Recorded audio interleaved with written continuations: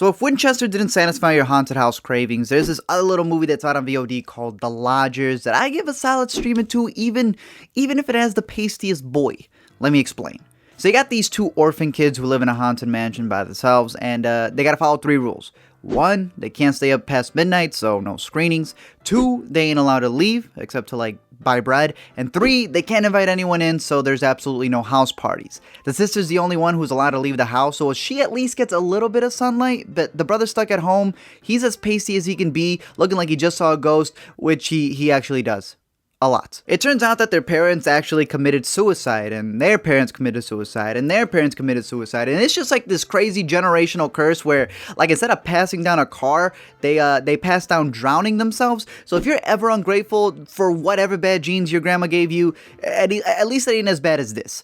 Obviously, these kids are terrified because they're going to be the next ones. They're tormented by water since they believe that's what's causing it, and seeing their parents' dead bodies floating in the water is messed up. Seeing them naked floating in the water is even worse. They got dead ancestors coming up from the floorboards at night. They can't even scrub a dub without these ghosts bugging them. And imagine not being able to leave a haunted house and go home, cause you live in the haunted house. They're so lonely, this girl turns into a mid-century DJ. My dude turns into a Confederate cause he's also very lonely. And then in comes this Lannister back from war, sporting the Rock's leg from his upcoming movie. And he gets it on with the girl who polishes his nugget, and they get it on.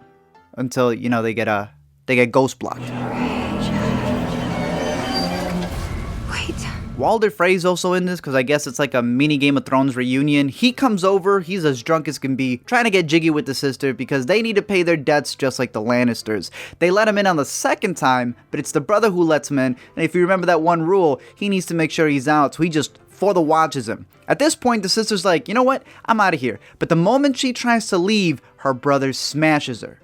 And then he tries to smash her. This dude is still trying to get a slice because he feels that her virginity is owed to him in this house. And I just realized my uncle directed this movie like literally just a couple of years ago. Anyway, Circe's hoe comes in trying to save the day, stabs the brother to death, and then these Samara looking things rise up from the wells. It's all the ancestors from underneath the house. They come up, the girl falls into that well, and of course, like a good Irishman, he goes after her to save her. He has no luck though, and he gets taken away further into what is literally the upside down.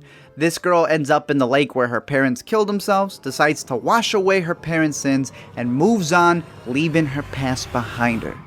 But you know, Monster House still holds the cake on these movies. Thank you guys for watching this video. Let me know your thoughts. If you didn't even know about it, then hopefully maybe you check it out. Maybe it's on your radar. I thought the cinematography was good. I thought the lead was good. But hopefully that's what I'm going to try to do. Try to cover movies that maybe you guys haven't seen. Cover as many movies as possible to bring it to your guys' attention, to talk about them. So stay tuned, comment, like, and subscribe, and I'll pay off your debt to the Lannisters.